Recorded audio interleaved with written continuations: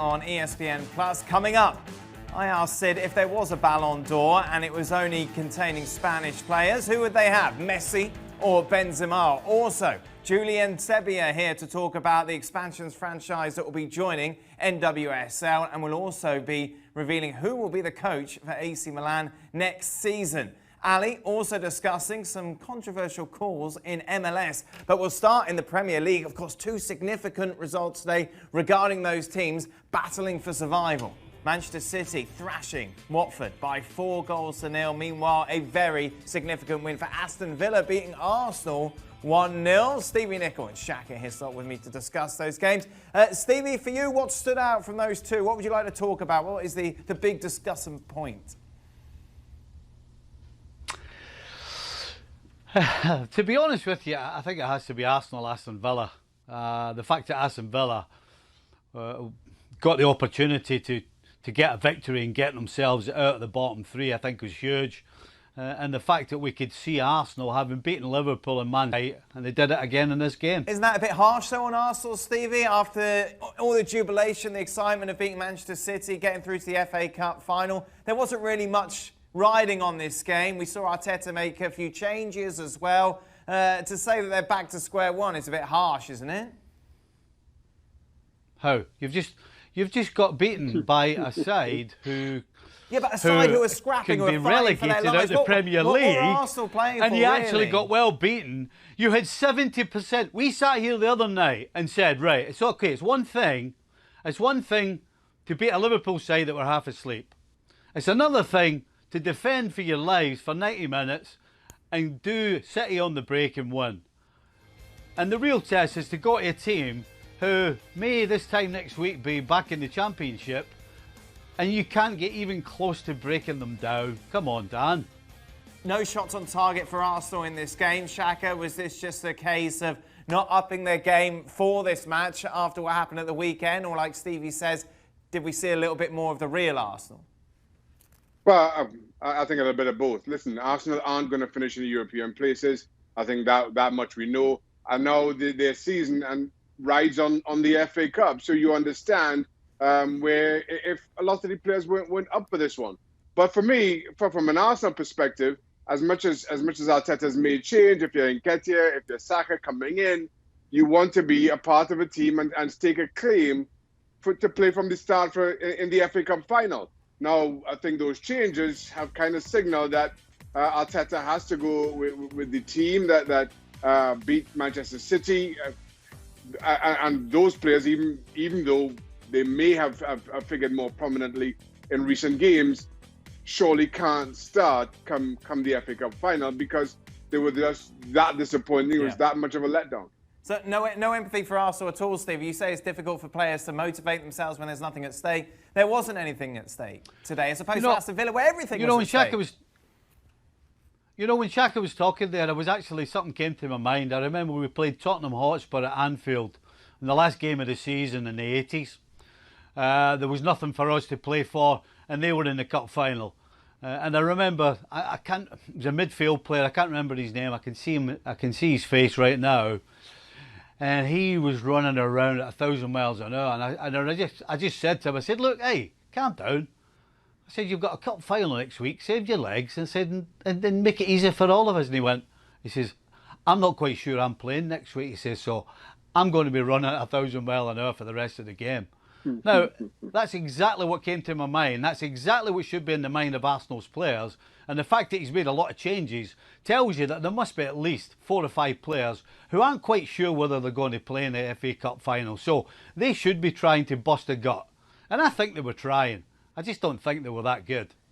Meanwhile, Manchester City with a 4-0 victory over Watford. Watford's, of course, sacking Nigel Pearson ahead of this game, and that 4-0 deficit really drags them down into this relegation scrap. It is going to be a fascinating final day of the season. Bournemouth look all but doomed because Bournemouth need to win and hope that both Aston Villa and Watford lose. Meanwhile, it's going to be a head-to-head between West Ham and Aston Villa and Watford as to who is going to make it into the Premier League, who is going to survive. For Watford. All in all, regardless of what Villa do, I just don't see how they get any points from the last game. For City, we saw Caicedo play on the left. Stevie, is that going to be an option going forward? It's something that we've discussed about somewhere that Manchester City need to reinforce over the summer. I think down that left-hand side, it's just a toss of a coin, you know, whether it's Zinchenko, Mendy or Cancela. They've all got their pluses, but unfortunately they've all got the same fault. They can't defend. So it didn't make any difference today. As I said, you know, it's get your darts out, 3 names on the board and shut your eyes and see which one it hits on. Well, today was all about the relegation scrap, really. Tomorrow is all about the battle for the top 4. Both Chelsea and Manchester United in action. Manchester United taking on West Ham. A lot of talk ahead of this game about United's goalkeeper, David De Gea, of course, making a couple of high-profile errors in that FA Cup semi-final defeat against Chelsea. Stevie, simple question, I suppose. Do you start him if you're Ollie? Yes, I do. Listen, from a coach's point of view, the first thing you do is you go and see the goalkeeper coach and say, where's this guy's head at? And if he says, look, his head's fine, he understands he's made mistakes, but his head's fine, you then ask him, would you play him? And then, regardless of what he says, then you make a decision. And you ask yourself a question. Honestly, that's how it works. You include everybody, but at the end of the day, you're the one that makes the decision. So and the final question you ask yourself is... Go on, Steve. No, you ask yourself, 2 games to go, 2 wins, we're in the Champions League. If I need a goalkeeper, I've got 2 keepers and I need a save between those 2 games to get us over the line. Who do I think is going to make it? Do I think Romero makes it or do I think De Gea makes it? And if I'm Ollie, I'm still going to say I think De Gea makes that save. And so you play him. Shaka? I agree. You play David De Gea because he's has been your number 1 throughout. And even though I'm like concerned around Sergio Romero and where his head is at the same time, I don't doubt for a minute that if you call him in, he is absolutely professional about what he does. But right now, he's looking at Solskjaer kind of concerningly, given how he's treated over recent days. Stevie, you've played, of course, in front of some great goalkeepers, some not so great goalkeepers, keepers that had dodgy spells. How does it affect defenders when your goalkeepers are going through this sort of run? Well, fortunately, the mistakes were few and far between. And it's not really... Listen, if a goalkeeper makes howlers like 3 or 4 games in a trot, then I would suggest, because I've never been in that position, I would suggest that every time the ball goes anywhere near the goal, you're going to panic. So I don't think it's reached that stage yet. Yes, you know the mistake is there. It is possible it can happen, but it's not in the forefront of your head, and it shouldn't be. You know, you should be concentrated on doing your own job, and if you're a true professional and a good player, and Maguire and Lindelof are, then they won't be thinking about De Gea. They'll be thinking about what job they have to do. Do you change anything if you're De Gea, Shaka?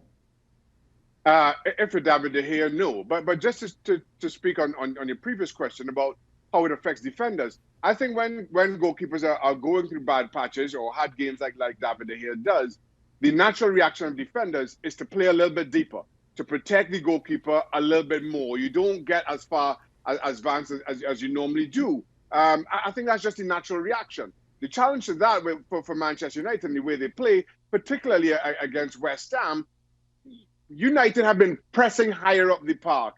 And if all of a sudden there's a bigger gap in between midfield and defense, I don't feel they're anywhere as effective in what they're trying to do. Final game, of course, against Leicester City. Similarly, given the pace that Leicester City play with, I just feel it throws everything off sync for Manchester United. But as far as David De Gea goes, no, you just try to do the basics as best you can. You hope to get and take a nice early shot. That's rather simple and just warms the hands a little bit. You come and you take an early cross and you try to build on that. Predictions, United win, Shaq? Dan, I think... Go on, Steve, quickly.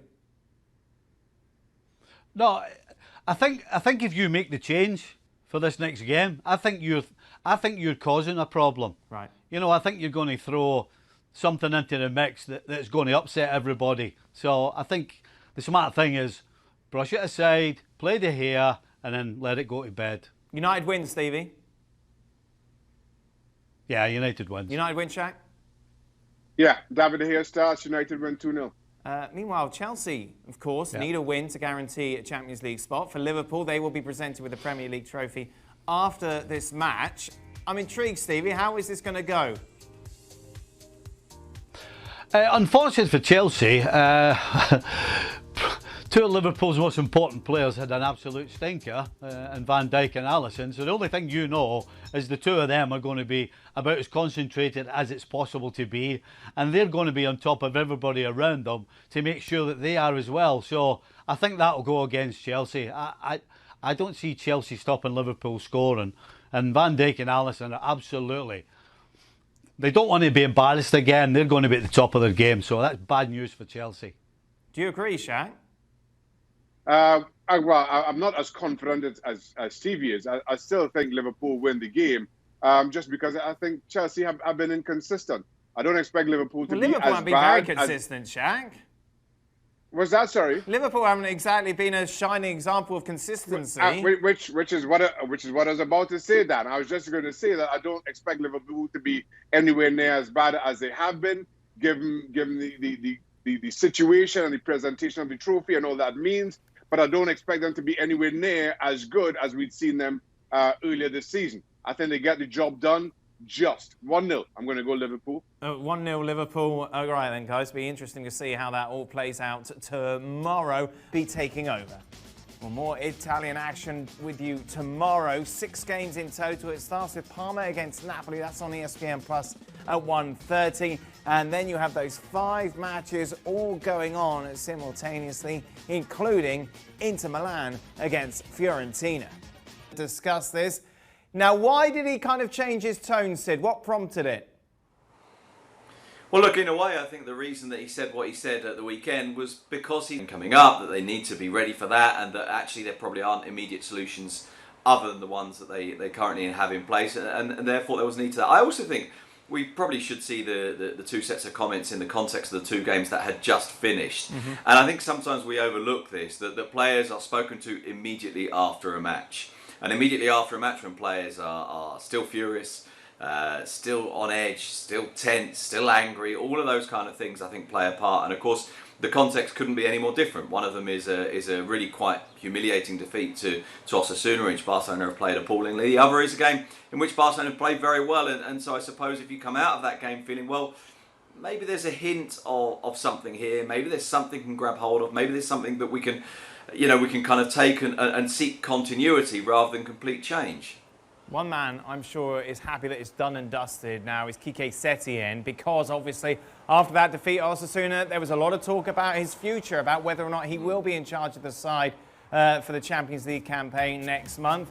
After that victory against Alaves, I suppose that's kind of quietened down slightly, and now focus can be on those games.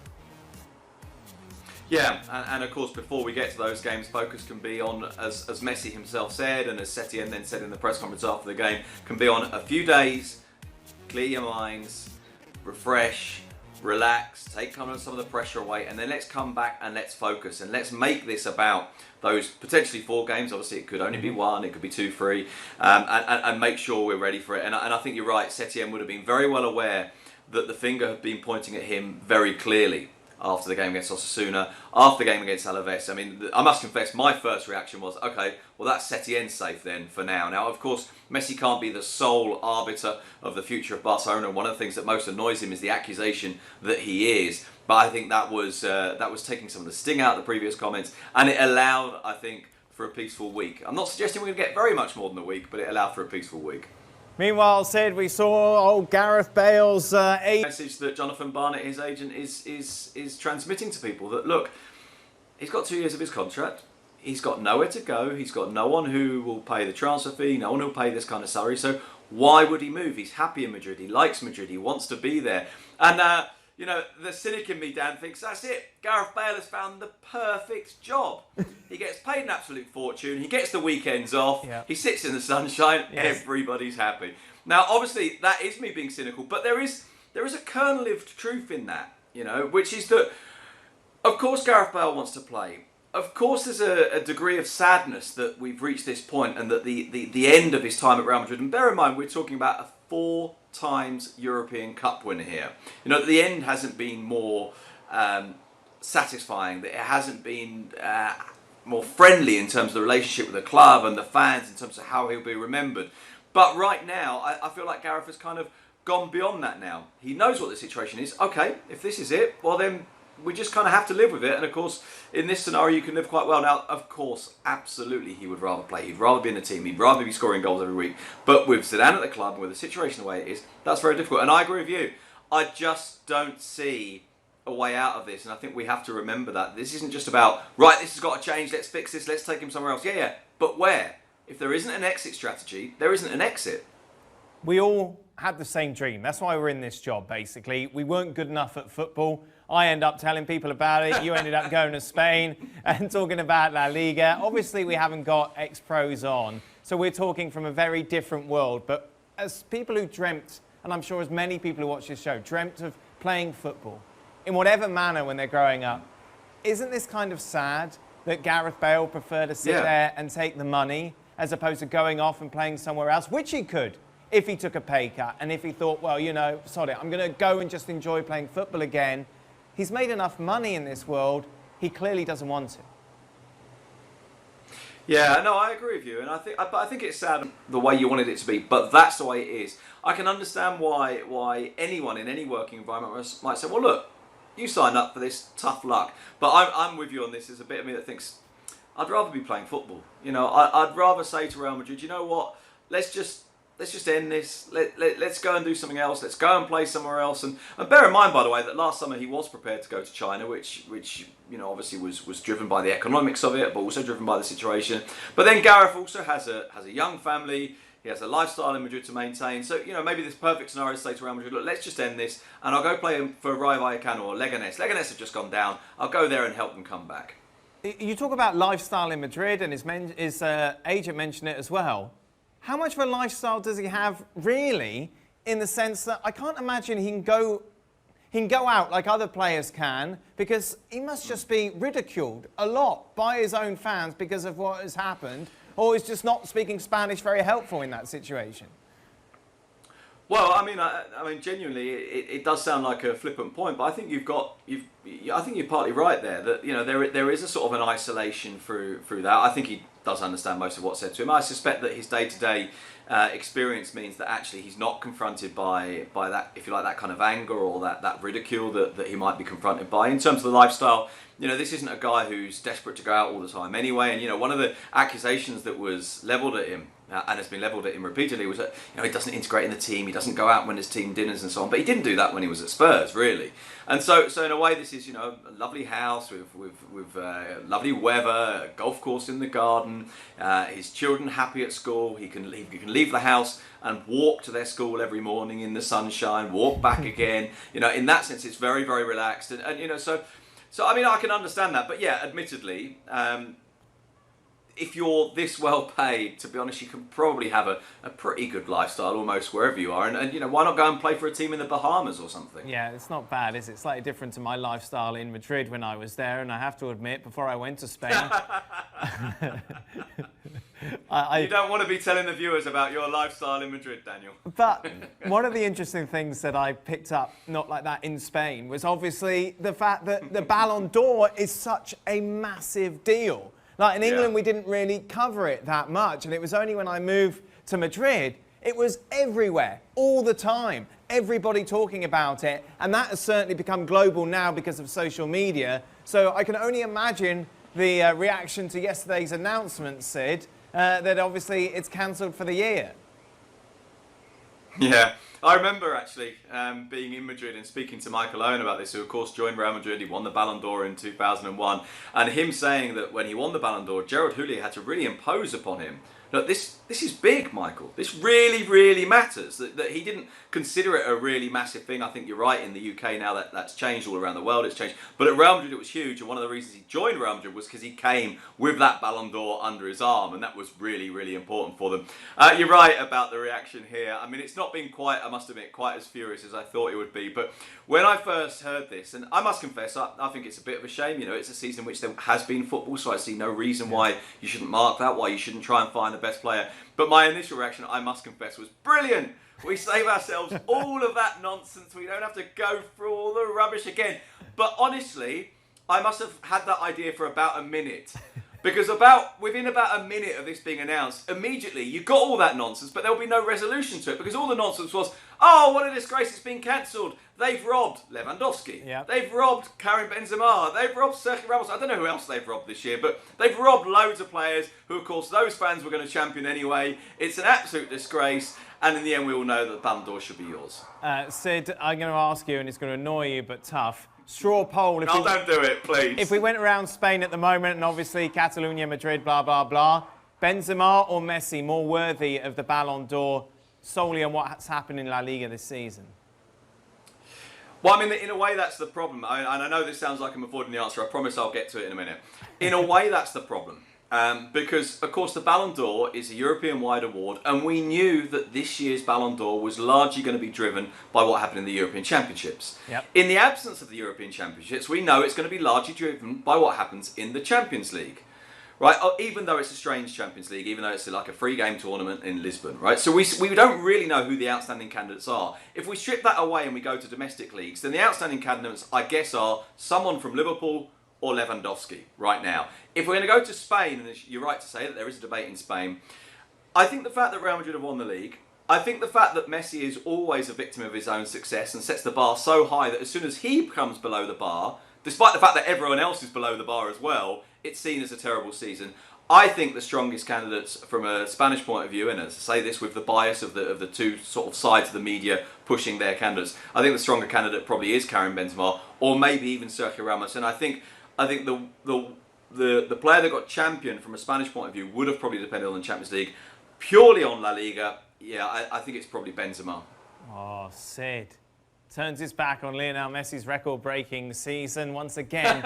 The anti-Messi. What a pleasure it is to have breakfast with your voice resonating around the house, Ali. What a wonderful moment that is. Be even nicer if maybe there was a goal, but let's, not count. Let's just talk more about the officials, Ali. I find it mind-boggling that anybody can see that challenge from Michael Bradley and not even suggest the referee to go over and look at the monitor.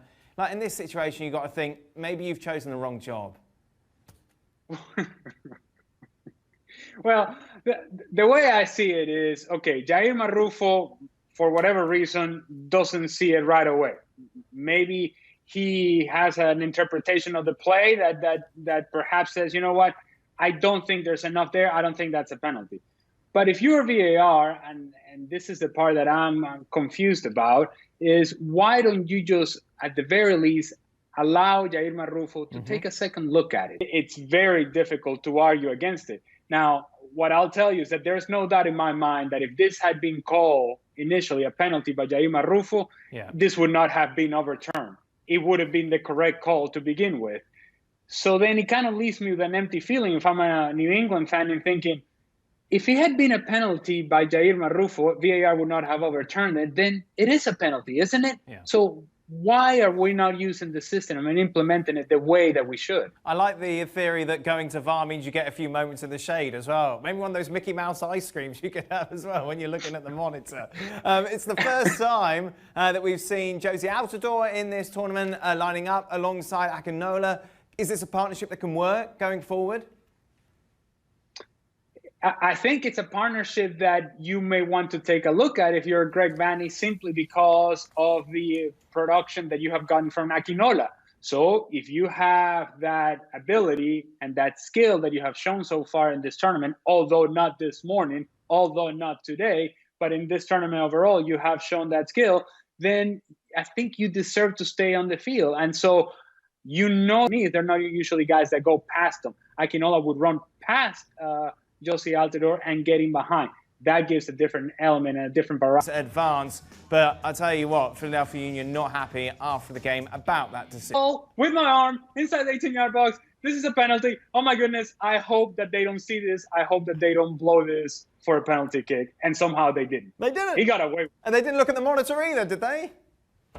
Well, no, and it was almost as if game is over, nothing to see here. See you guys, hey, enjoy the night. This is going to be wonderful. Let's have a good night inside the bubble tonight. The bar shuts at 1. We need to get there quick. I don't care about this handball. We're off. Boom, off we go.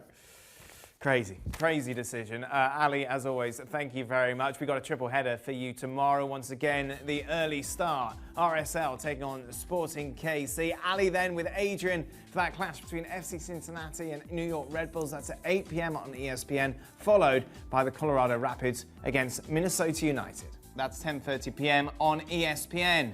In other news today, NWSL announced there will be an 11th franchise. For more on this, let's hear from Sebi and Julie. Thank you very much, Dan. Yes, correct. Not only is the NWSL finally heading west, it's doing so with a little help from our very own Julie Foudy. All right, Julie, let's cover everything top to bottom. The group is known as Angel City, but there is tons of star power. Eva Longoria, Natalie Portman, Jessica Chastain, all part of the ownership group on this team. It'll start play in 2022 as the 11th team in the NWSL. There are also 14 former women's national team players who are a part of this. You are one of them. So fill me in first right there. What's your role and how did you get so much buy-in from so many former national teamers? We're going to be in charge of all tailgating and the supporter group section. You know, we are part owners, and it was honestly very easy to get a lot of buy-in. I have been talking with the founding three, so Natalie Portman, Kara Nortman, and Julia Ehrman, since the beginning of the year. And literally in, Sebastian, 2 days, we got a hold of all players that lived in Southern California or were born and raised here, who played on the national team, and said, what do you think? Let's do this. And Mia, of course, was our first call. And it was an easy sell, of course. And all of them were like, we're in, we love this. What a great opportunity. And most importantly, an opportunity to give back to the game we love, to give back to women's soccer, to give back to this league, and to really start something that we think can be incredibly special here in Los Angeles. One of the names I didn't mention in this ownership group is Serena Williams. Another part of the ownership group, her husband, Alexis Ohanian, the founder of Reddit, deep-pocketed venture capitalist. You guys are going to have a lot of financial support, Julie, for this team. I look across the world, and I think the standard for women's club football is Lyon in France. They've won the last 4 Champions League titles. Relative to other pro sports, it wouldn't take that much money to build one of the best women's soccer professional teams in the world. Is that the goal for this group? And how long do you think before you can challenge a team like Lyon? Absolutely the goal. And actually, Alexis Ohanian has said over and over, it's one of these untapped markets that he is so excited to tap into. Mind you, you do have some limitations, of course, because there's salary caps and all these things that come with NWSL and being part of that league. That has changed a little bit over the years, and that will be something I'm sure that this team will want to push the NWSL on in terms of player salaries. But they also understand that you have some of those limitations in place for the right reasons, right? We've lived through 2 failed leagues. Personally, having lived through the WUSA days, you know, the one thing I learned from that model is, as great as your investors are and as great as the ownership group is, you also need to be smart about how you do it. And so the thing I love about this group, honestly, is not only are they thinking differently, they're thinking smartly, and they really want to tie into something that's so near and dear to so many of us female players, is how do we link with the community in a super positive way that's transformative. And that's where I think this group can be different, and I think trend-setting with other leagues and hopefully franchises following suit. Julie, you still got 2 years, but one of the big TBDs is where are you going to play? I think a lot of that will come down to whether or not your group decides to partner with an MLS team. We know there are 2 MLS franchises in Los Angeles. There's a third option, I guess, to remain totally independent. What goes into that decision? Well, right now, what they're looking at is obviously, as you pointed out, Sebastian, both Galaxy and LAFC, great options, and so I think it's what works in terms of fit, what works in terms of the best financial terms, what works in terms of facilities, training facilities. I mean, all these things you have to weigh, and I think that is going to be an ongoing discussion. I know it's already started. I know Julie Ehrman, who is leading this group, is going to continue that discussion. And it may be that we link with one of those two teams, for sure. Again, a thing we've learned from the past with WUSA days is the importance of shared infrastructure, the importance of shared costs, and doing it right. We've seen some really good models with NWSL, Portland in particular, and how Merritt Paulson has done it there. So I think all options are on the table right now. All right, let's play a little fun game. Either or. You can choose either one. Which you think will happen first? Do you think this team will be the biggest pro soccer team in Los Angeles, the most popular first, or will it be the best women's soccer team in the world before that? I'm going to choose best women's soccer team in the world, because if that happens, then the first one happens as well. So I think you have to create a successful group for, as we know, for fans to show up. Fair enough. Fair enough. All right, now let's do some way too early roster building. I'm going to go out on a limb. When this team starts playing in 2022, I imagine that the number 13 will be worn by an Alex Morgan. Just a hunch. It makes way too much sense not to work. So I'm taking all the U.S. women's national team players out of your pool, okay, Julie? You could have one international, one, to build this team around. Who's it going to be? Oof, that's a good one, Sebastian. Although I am tempted by all these young forward studs in France, Diani and Katoto, I would go with one we know has done very well here in the NWSL, Sam Kerr. Let's go to Australia. Let's bring her back from England. We know she thinks it's cold out there anyways, right? Chelsea's freezing. So let's go back to California, Sam. Come on, sister. That's right. She will be right at home out there on the West Coast, the beautiful weather. Let's focus in on the current action in the NWSL Challenge Cup. It's reached its semifinal rounds. I'll remind folks, before we get to the semifinal matchups, Julie, and it wasn't just you, it was me too. We were sure North Carolina Courage were going to win this thing. Other than Britt Eckerstrom, like, what happened? I know. A little bit sloppy in front of goal, couldn't finish chances. And I think this is the consequence, too, when you have a short runway like they did for this tournament. It is always the challenge we talked about from the very beginning. It's short preseason. You're playing a lot of games. You're playing on turf. You're playing in the heat. And when it gets to that knockout stage, it's win or go home. Anything can happen, as we know in soccer. And so I think North Carolina will look back on that and think, we definitely had the opportunity to put that game away and we didn't. I still give a lot of credit to Britt Eckerstrom, as you said, had a great game in goal. But I think Portland realizes, look, we got out of that one. We survived it, but we've got to be better in front of goal going forward and scoring goals. All teams. We haven't seen, there was only one goal scored in those 4 quarterfinals. So it's Portland against Houston. It's Sky Blue against Chicago. Who are you giving the edge to in those two matchups? I think you're going to see a Portland-Chicago final. But having said that, we've got everything wrong so far, Sebastian. I can't say that with 100% confidence. But here's the good news. They're going to be on grass.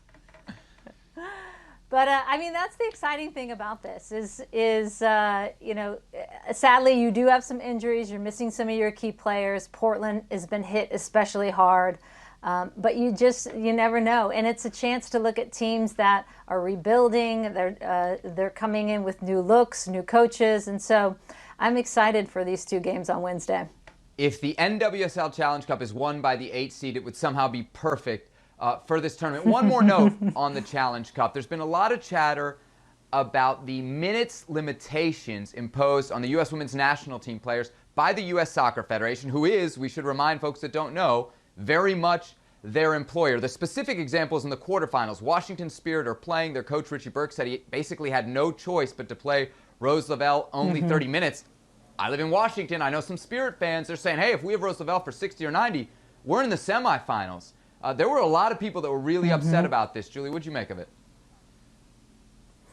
I understand the frustration. I don't agree with it, though, because The backstory is that the national team players wanted the extra oversight by U.S. Soccer. They wanted that comfort of knowing they had people on the ground in Utah who were with U.S. Soccer who would manage their minutes, because there were a ton of concerns coming in about injury, about the lack of preparation, about the lack of time to prepare, and because, of course, of the pandemic, the ability to get to facilities to be fit enough to play 7 games, 8 games, 7 games total in this Challenge Cup over the month if you go the whole way. So I understand the frustration, but the players wanted that in the end, and you can understand why U.S. Soccer wants to do that as well, given that, to your point that you started with, Sebastian, they're funding these U.S. women's national team players, and they're looking at, okay, if the Olympics are going to happen in 2021, we need to be on point and healthy going forward. There you have it, the NWSL Challenge Cup moving to the semifinal round on a historic day for women's soccer in America. Julie Foudy, thank you so much for the time. Plenty more